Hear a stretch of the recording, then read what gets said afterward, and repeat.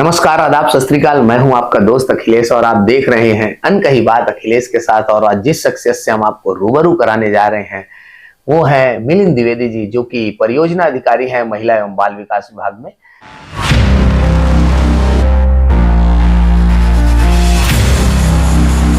मिलिंद जी, बचपन से ही सपना था कि प्रशासनिक सेवा में जाना है, या कि पढ़ाई करते हुए अचानक से फिर ऐसा लगा लोगों को देखकर या समाज को देखकर कि प्रशासनिक सेवा में जाने से बहुत सम्मान मिलता है, तो फिर आपने तैयारी शुरू की? नहीं, बचपन से घर का माहौल ऐसा था कि प्रशासनिक सेवा को करीब से देखा था, तो एक चार्म तो था। और लेकिन उसके बावजूद कोई बहुत ज्यादा इस ओर झुकाव नहीं था। पर इंजीनियरिंग करने के बाद ये समझ आया कि मैं बहुत अच्छा इंजीनियर नहीं हूँ। तो फिर एक ऑप्शन के तौर पे जनरली पीएससी यूपीएससी हमारे पास रहता है, सभी यूथ एक बार ट्राई करते हैं। उसी तरीके से मैंने भी किया और जब मैं इंजीनियरिंग से पास आउट हुआ तो बिलासपुर से असिस्टेंट कमांडेंट में फर्स्ट रैंक आई थी जी। विवेक पटेल थे, तो वो एक इंस्पिरेशन थे हमारे लिए। हालांकि उन्होंने कंटिन्यू नहीं किया सर्विस में। उसी दौरान एक और बिलासपुर से प्रतिभागी थे जो हमारे सीनियर भी थे, तो इन युवाओं से प्रेरित होकर हमने भी इसी दिशा में आगे बढ़ने का निर्णय लिया और इस फील्ड में आ गए। तो जैसा कि प्रशासनिक तैयारी जब आदमी करता है तो मोस्टली डिप्टी कलेक्टर बनने का सोचता है, और आपने परियोजना अधिकारी बने, तो कितने अटेम्प्ट में बने आप परियोजना अधिकारी? देखिए, जब मैंने तैयारी शुरू की उसी समय सीजीपीएससी का पैटर्न चेंज हुआ और यहाँ पे रिजर्वेशन पैटर्न भी थोड़ा सा चेंज हुआ। तो एग्जाम पैटर्न चेंज होने का हम लोग को, मैथ्स वालों को फायदा हुआ, साइंस बैकग्राउंड के लोगों को। तो फर्स्ट अटेम्प्ट में ही मैंने क्रैक कर लिया था। 25 ईयर्स का था मैं, और चूंकि पोस्ट गजेटेड पोस्ट थी इसलिए मैंने ज्वाइन किया। इस दौरान, तैयारी के दौरान, मैंने 2 बार एमपीपीएससी का मेंस भी लिखा। यूपीएससी में ही असिस्टेंट कमांडेंट का एक एग्जाम होता है, वो भी मैंने क्रैक किया था रिटर्न। बट मेरी माता जी नहीं चाहती थी कि मैं फोर्स में जाऊं, तो उसके बाद मैंने उसका सेकंड अटेम्प्ट नहीं दिया और पैरेलली मैं इसमें सेलेक्ट हो गया था। तो 2015 की मेरी ज्वाइनिंग है और फिर मैंने इसमें कंटिन्यू किया जी। तो मतलब पेरेंट्स का कितना सपोर्ट मिला जब आप तैयारी कर रहे थे उस दौरान? और जैसा कि आप इंजीनियर बने, तो क्या पेरेंट्स ने कहा कि बेटा इंजीनियरिंग जॉब में ही जाओ या प्रशासनिक में आओ? नहीं, पेरेंट्स का कोई ऐसा प्रेशर नहीं था। पेरेंट्स ने हमेशा सपोर्ट किया कि जो भी आपको करना है करिए। तो इंजीनियरिंग के बाद जब मैंने निर्णय लिया, मेरे पास 2 ऑप्शन थे, या तो मैं एमबीए करता आगे या फिर प्रिपरेशन के लिए इधर आता। तो मैंने जब उन्हें अपनी इच्छा बताई कि मैं प्रिपरेशन करना चाहता हूँ, तो उन्होंने खुला सपोर्ट किया और मुझे ऐसा कोई प्रेशर महसूस नहीं हुआ। तो इंजीनियरिंग करने के बाद मतलब आपने जॉब के लिए ट्राई नहीं किया? नहीं, ये मैं क्लियर हो गया था इंजीनियरिंग के दौरान ही कि मुझे इंजीनियरिंग की जॉब नहीं करनी। मुझे इंजीनियर, मैंने जैसा पहले बताया कि अच्छा इंजीनियर नहीं है, मैं जान चुका था। जी जी। तो फैमिली बैकग्राउंड के बारे में थोड़ा सा बताएंगे कि फैमिली बैकग्राउंड कैसा है? मेरे पिताजी स्कूल एजुकेशन डिपार्टमेंट में रहे हैं, पहले प्रिंसिपल थे, बाद में जिला शिक्षा अधिकारी के पद पर भी रहे। माता जी गृहिणी रही हैं, तो शुरू से घर में शिक्षा दीक्षा का माहौल सही था। और बचपन में मैं खेल कूद में भी काफी एक्टिव रहता था। एनसीसी भी मैंने ए सर्टिफिकेट और बी सर्टिफिकेट परस्यू किया। तो पढ़ाई के साथ साथ बाकी गतिविधियों में भी मैं जुड़ा रहता था और घर से इसके लिए भी एक प्रोत्साहन रहता था कि सभी काम आप करते रहें। तो अच्छे माहौल में शिक्षा दीक्षा हुई। आप बहुत डैशिंग हैं, तो कभी प्यार व्यार हुआ? जिनसे प्यार हुआ वो अभी मेरी धर्म पत्नी है। अच्छा। और मेरी पुत्री की माँ है। अरे बहुत बढ़िया। और जैसे आज का युवा जो है, अभी जो सोसाइटी में चल रहा है कि जो तैयारी करने आते हैं मोस्टली कई बार लव अफेयर्स में पड़ जाते हैं या तैयारी पे पूरा फोकस नहीं कर पाते हैं, तो उन्हें कैसे, मतलब क्या संदेश देना चाहेंगे कि कैसे वो मैनेज करें लव लाइफ को और अपने स्टडी लाइफ को? नहीं, देखिए, ये 2 चीजें मैनेज नहीं होती हैं। और ये जब आप किसी लक्ष्य के प्रति समर्पित हैं तो दूसरी चीजों का डिस्ट्रैक्शन नहीं होना चाहिए। तो जो लक्ष्य आपने निर्धारित कर लिया है उसके लिए एक टाइम पीरियड भी होना चाहिए। कई बार ऐसा होता है कि युवा 10 साल तक अपना समय दे देते हैं तैयारी में और कोई उनके पास रूट चार्ट नहीं होता है कि कैसे अचीव करना है और कहाँ तक अपने आप को समय देना है। तो सबसे पहले तो लक्ष्य निर्धारित करना जरूरी है। इसके अलावा समय निर्धारित करना भी सबसे ज्यादा आवश्यक है कि मैं इस एज तक या इतने टाइम तक या इतने अटेम्प्ट तक प्रयास करूंगा, और यदि नहीं होता है तो उसके बाद अन्य ऑप्शन आपको देखने चाहिए।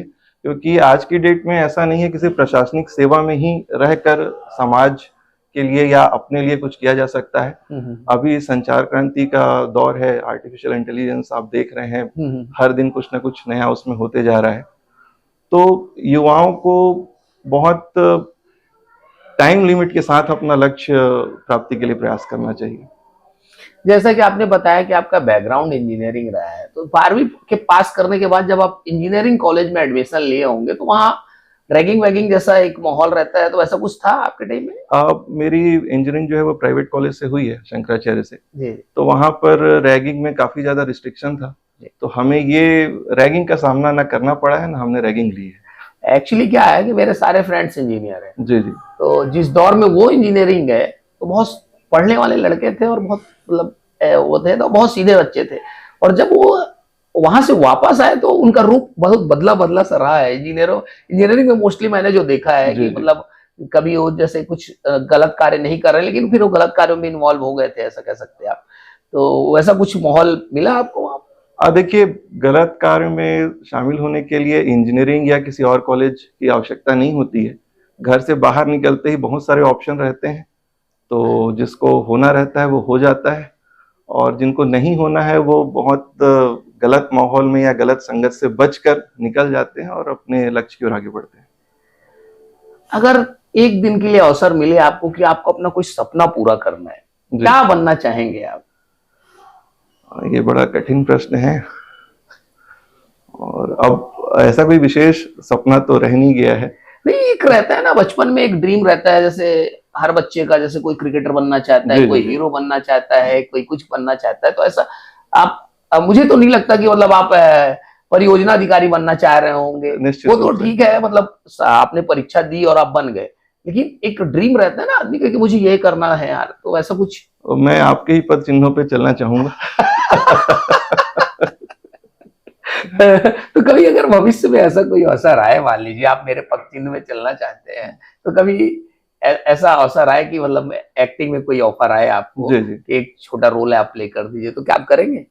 हाँ बिल्कुल। कैमरा फेस करने का अवसर मेरे को डिपार्टमेंट की तरफ से भी एक बार मिला। 2015 में मेरी ज्वाइनिंग हुई, और एक साल के अंदर ही एक ECC करके हमारे यहाँ होता है, early childhood care and education, जो हम 3 to 6 इयर्स बच्चों को कैसे उनको शिक्षा दी जाए और कैसे उनकी देखभाल की जाए। तो उस संबंध में एक अभियान संचालित हुआ स्टेट लेवल पे, संस्कार अभियान जी, और उसमें मुझे स्टेट लेवल मास्टर ट्रेनर के रूप में कार्य करने का अवसर मिला। उसके लिए डिपार्टमेंट की तरफ से एक वीडियो बनाया गया था, जिसमें पॉइंट वाइज बताया गया था कि कैसे कैसे हमें काम करना है। उसके लिए पहले एक VJ और RJ खोजा गया। बाद में डिपार्टमेंट के उच्च अधिकारियों ने तय किया कि चूंकि मैं स्टेट लेवल मास्टर ट्रेनर था ही, कि मिलिंद से ही एक बार करा कर देखा जाए, और यदि जम जाता है तो उसे ही ओके किया जाएगा। तो मुझे कैमरा फेस करने का अवसर मिला, और फाइनली उन्होंने मुझे ही ओके किया, और वो वीडियो फिर सभी जगह सर्कुलेट हुआ CD के माध्यम से उस समय। तो आज का युवा जो तैयारी कर रहे हैं, उसे क्या संदेश देना चाहेंगे कि मान लीजिए कि वो 10 साल तैयारी किया, सक्सेस नहीं हो पाया, फिर वो क्या करे? देखिए, 10 साल तैयारी करना ही मेरे हिसाब से गलत है किसी भी कार्य के लिए, क्योंकि जब आप आफ्टर ग्रेजुएशन कंपटीशन के फील्ड में जाते हैं तो 3 से 4 साल, मैक्सिमम 5 साल आपको कोशिश करनी चाहिए, और 5 साल भी तब जब आपको कोई छोटी सफलता मिल चुकी हो। यदि आपका प्रीलिम्स क्लियर नहीं हो रहा है, आप मेंस क्लियर नहीं कर रहे हैं, और ऐसे में आप 5 साल से अधिक का समय वहां पर वेस्ट करते हैं, तो बाकी किसी क्षेत्र में जो आपके लिए अवसर है वो भी आप धीरे धीरे खो लेते हैं। तो कोशिश करनी चाहिए कि आप पहले ही लक्ष्य निर्धारित करें और समय अपना तय करें कि मैं 3 साल दूंगा, 2 अटेम्प्ट दूंगा, 3 अटेम्प्ट दूंगा, और उसमें आपको मनोवांछित सफलता मिलती है तो अच्छी बात है, और यदि नहीं मिलती है तो आपको फिर उसको छोड़ देना चाहिए और दूसरे प्रयास करने चाहिए। क्योंकि जो युवा अवस्था होती है उसमें हमारे अंदर बहुत ज्यादा ऊर्जा होती है, और जैसे आप 30 क्रॉस करते हैं तो उसके बाद आप समझौते करने लग जाते हैं, और जब आप समझौते करने लग जाते हैं तो फिर आप किसी अन्य क्षेत्र में उतनी मेहनत नहीं कर सकते, उतना अपना प्रयास नहीं कर सकते। तो बेहतर है कि आप शुरू में ही अपने आप को लिमिटेड करें। क्या हॉबीज हैं आपकी? देखिए, मैं शुरू से स्पोर्ट्स में रहा हूँ, तो कई तरह के स्पोर्ट्स खेलना पसंद करता हूँ। टेबल टेनिस, बैडमिंटन, क्रिकेट तो पूरा हिंदुस्तान खेलता है। जी जी। और रीडिंग और राइटिंग भी मैं करता हूँ कुछ कुछ। सिंगिंग भी कभी कभार करना पसंद करता हूँ। अब जैसा कि आपने कहा सिंगिंग, तो हमारे दर्शकों के लिए 2 लाइन गुनगुना सकते? ठीक है, मैं 2 लाइन कोशिश करता हूँ जी।